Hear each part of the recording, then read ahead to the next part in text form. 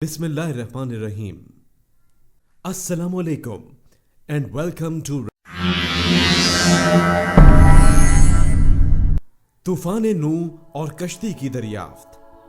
आदम से चल रहा है खताओं का सिलसिला, इंसान अपने बाप के नक्शे कदम पर है। दोस्तों, जब से ये दुनिया तख्लीक हुई तब से ही बनी नौ इंसान का सिलसिला भी चला आ रहा है। हम इंसानों की अगर बात की जाए तो इस जमीन पर सबसे पहले भेजे जाने वाले इंसान हजरत आदम थे। मगर बात की जाए बनी नौ इंसान और इस दुनिया में बसने वाली हर जानदार मखलूक को बचाने और इस सिलसिले को आगे बढ़ाने की, तो जवाब आता है हजरत नूह। आज की इस वीडियो में हम बात करेंगे तूफान नूह और इनकी कश्ती के बारे में, जो तुर्की के एक बर्फानी पहाड़ पर दरियाफ्त भी हो चुकी है।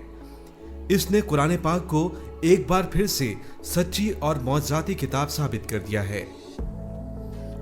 हजरत नूह का नाम नूह इसलिए पड़ा क्योंकि आप अपनी कौम की हालत को लेकर सख्त परेशान थे, जिसकी वजह से आप नोहा फरमाते थे अरबी में, जिसके मायने हैं गिरिया करना। हजरत नूह अल्लाह के पैगंबर थे जिन्होंने करीब 9 साल तक अल्लाह और इसके दीन की दावत दी, मगर इनकी कौम का हमेशा जवाब यही रहा कि आप भी हमारी तरह एक आम इंसान हैं, और अगर कोई खुदा मौजूद होता और आपको अपना पैगंबर बनाकर भेजता तो आप फरिश्ता नुमा होते। हजरत नूह की कौम इंतहाई बुराइयों में और बदकारियों में घिरी हुई थी।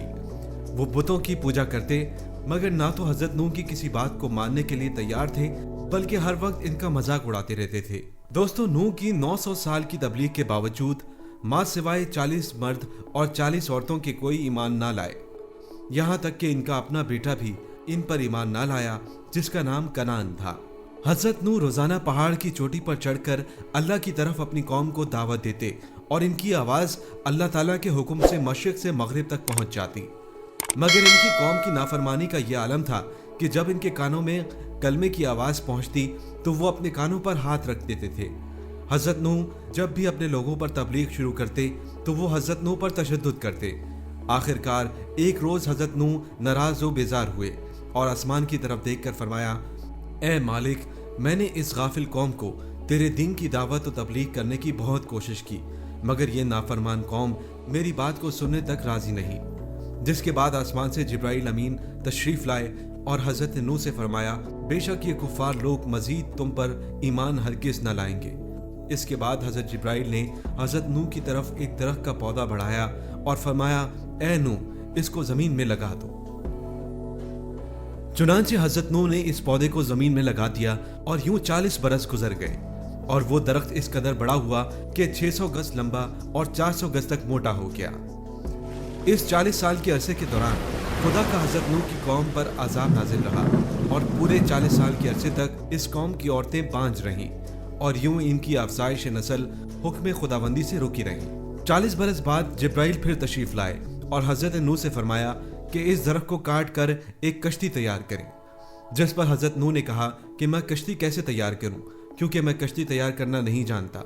हजरत जिब्राइल ने फरमाया, तुम इस दरख्त को काट कर और चीर कर इसके तख्ते तैयार करो, जिसके बाद तुम्हारी कौम पर एक समंदरी तूफान का बहुत बड़ा अजाब आने वाला है, जो इन लोगों को सफ़ाए हस्ती से मिटा देगा।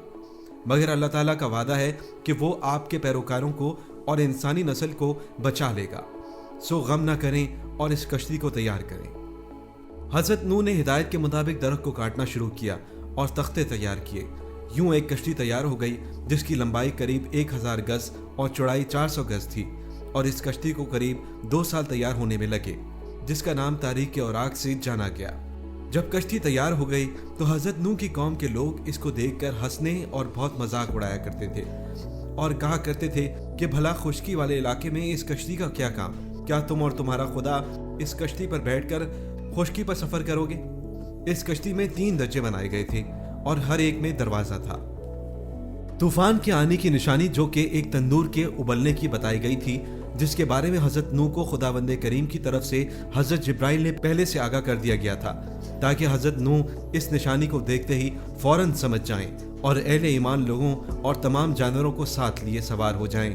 और बिलाखिर वो दिन आन पहुंचा और तंदूर उबलने लगा, और इस तरह हजरत नूह ने अल्लाह के हुक्म पर अमल करते हुए करीब 40 लोगों और हर जानवरों के जोड़ों को सवार किया اور وہ تمام سوار ہونے والے جانور اللہ کے حکم سے خود سے وہیں پہنچنے لگے جہاں کشتی تیار کھڑی تھی اور سوار ہونے لگے۔ اس کے بعد بارشوں کا ایک ناقابل ختم ہونے والا سلسلہ شروع ہوا اور ہر طرف سے پانی کے چشمے بہنا شروع ہو گئے۔ اتنا پانی جمع ہوا کہ جو پہاڑوں کی بلندیوں سے بھی اوپر جا پہنچا، اور دیکھتے ہی دیکھتے سب کچھ برباد ہونے لگا۔ اس عذاب الہی میں حضرت نوح کے بیٹے کنعان بھی تھے، جو کفار کی حمایت میں تھے اور اپنے والد کے دین پر ایمان نہ لائے تھے۔ حضرت نوح نے جب اپنے بیٹے کے متعلق اللہ سے سوال کیا کہ اللہ آپ نے وعدہ کیا تھا کہ میں تیری اولاد کو بچا لوں گا، تو اللہ نے فرمایا، اے نوح، ہم نے تمہاری اور تمہارے اہل و عیال کی حفاظت کی یقین دہانی کی تھی، اور ہم نے ایسا کیا، اور تمہارے بیٹے کو غرق ہونا تھا کیونکہ وہ تمہارے اہل و عیال میں سے نہیں تھا بلکہ کافروں میں سے تھا۔ اس آیت مبارکہ سے ہمیں یہ جاننے کو ملا کہ کافر شخص سے مسلمانوں کا خونی تعلق بھی ختم ہو جاتا ہے۔ یوں کشتی پانی کی تیز لہروں میں چلنا شروع ہوئی اور کفار اش اش کرتے ہوئے غرق ہوتے رہے، اور پھر کشتی کوہ جودی کے مقام پر آ کر رکی، اور طوفان اللہ تعالیٰ کے حکم سے تھم گیا اور پانی خشک ہوتا چلا گیا۔ حضرت نوح کا واقعہ اگر سابقہ آسمانی کتابوں میں دیکھا جائے تو تورات، زبور اور انجیل میں بھی اس کا ذکر ملتا ہے۔ چین کے آثار قدیمہ اور سائنسدانوں پر مشتمل ایک ٹیم نے 2010 میں یہ دعویٰ کیا کہ اپنی تحقیقات کے دوران انہوں نے حضرت نوح کی تاریخی کشتی کو دریافت کر لیا ہے۔ یہ کشتی مشرقی ترکی پر واقع کوہ رارات پر ملی ہے۔ ماہرین کی ٹیم کا کہنا ہے کہ اس کشتی کی 3 منزلیں ہیں۔ یہ کشتی کئی میٹر کی برف کے نیچے دبی ہوئی تھی، اس لیے آج تک اپنی اصلی حالت میں محفوظ رہی، کیونکہ اللہ تعالیٰ نے اسے آنے والی نسلوں کے لیے عبرت بنایا تھا۔ مشہور رسالہ Christian science monitor and national geographic channel نے اس ٹیم کی رپورٹ شائع کی ہے، جس میں بتایا گیا ہے کہ پچھلے کئی سالوں سے 1 درجن سے زیادہ ریسرچ ٹیمیں حضرت نوح کی کشتی کو تلاش کر رہی تھیں، جس کے بارے میں قرآن پاک میں آتا ہے کہ وہ ایک جودی پہاڑ سے ٹکرا کر رک گئی تھی۔ ٹیم کی اس رپورٹ کو امریکی ماہرین نے ماننے سے انکار کیا ہے۔ ان کا کہنا ہے کہ لکڑی کے نمونے جب فرنزک جانچ کے لیے بھیجے گئے تو معلوم ہوا کہ یہ اتنے پرانے نہیں ہیں کہ اتنے وثوق سے کہا جا سکے کہ یہ حضرت نوح کی کشتی ہے، جبکہ چینی ماہرین کی ٹیم کا دعویٰ ہے کہ وہ 99.9% کہہ سکتے ہیں کہ یہ وہی کشتی ہے جو حضرت نوح نے 4800 سال قبل اللہ کے حکم سے بنائی تھی۔ جس مقام پر یہ کشتی دریافت ہوئی وہ انتہائی خطرناک ڈھلوان پر موجود ہے۔ رپورٹ کے مطابق اس ٹیم نے 60 مختلف مقامات سے حضرت نوح کی کشتی کا مشاہدہ کیا۔ یہ کشتی کئی جگہوں سے ٹوٹی ہوئی ہے، تاہم مکمل تباہ نہیں ہوئی۔ ماہرین نے اندر جا کر کشتی کا معائنہ کیا اور بتایا کہ اس کا ہر کمرہ 5 میٹر اونچا ہے اور اس میں کوئی بھی جانور آسانی سے سما سکتا ہے۔ چینی ماہرین نے ریڈیو کاربن ٹیکنالوجی سے لکڑی کے ٹکڑوں کا معائنہ کیا اور یہ دعویٰ کیا کہ یہ 4800 سال پرانی ہے۔ کشتی میں کئی صندوق بھی ملے ہیں، لیکن چینی ماہرین ان کو کھول نہیں پائے، اور اب ماہرین ایک بار پھر جدید آلات اور ایکس رے مشینوں کے ساتھ اس پہاڑی کا تفصیلی دور تاکہ تمام رازوں سے پردہ ہٹانے کے علاوہ امریکی سائنسدانوں کے سوالوں کا جواب بھی دے سکے۔ حضرت نوح کی کشتی کو لے کر یہ سب تحقیقات کوئی نئی بات نہیں۔ دوسری جنگ عظیم کے دوران لیونارڈو نامی برطانوی فوجی جنگ میں حصہ لینے عراق پہنچا۔ لیونارڈو کو تاریخ اور آثار قدیمہ کی چیزیں جمع کرنے میں بہت دلچسپی تھی، اس لیے اس نے عراق کے بازاروں سے مختلف آثار قدیمہ کی چیزیں خریدنا اور جمع کرنا شروع کر دیں، اور جب وہ چل بسا تو اس کے بیٹے سائمنز کے حصے میں یہ سب سامان آیا اور اس نے یہ سامان برطانیہ کے میوزیم کے حوالے کر دیا۔ برٹش میوزیم سے وابستہ ماہر آثار قدیمہ نے ان اشیاء کا معائنہ کیا تو اس پر ایک تختی تھی جس پر کچھ لکھا تھا۔ سخت مٹی کی بنی تختی پر لکھی گئی اس عبارت کا ترجمہ کیا گیا تو وہ حیران رہ گئے، کیونکہ اس پر لکھا تھا کہ جب انسانوں کے گناہ بڑھ گئے تو خدا ان سے ناراض ہو گیا، اور پھر اس نے گناہ گاروں کو پانی میں ڈبونے کا فیصلہ کیا، تو فرشتوں نے وادی دجلہ اور فرات میں آباد ایک نیک انسان تک خدا کا پیغام پہنچایا کہ وہ ایک کشتی تیار کریں جس میں وہ نیک لوگوں کے علاوہ تمام جاندار جانوروں اور پرندوں کا ایک ایک جوڑا بھی سوار کر لیں۔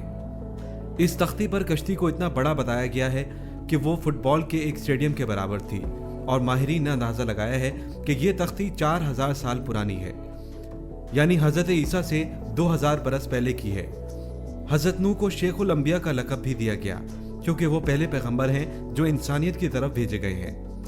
قرآن پاک میں حضرت نوح کا نام 73 بار آیا ہے۔ ان کی عمر 900 برس تھی۔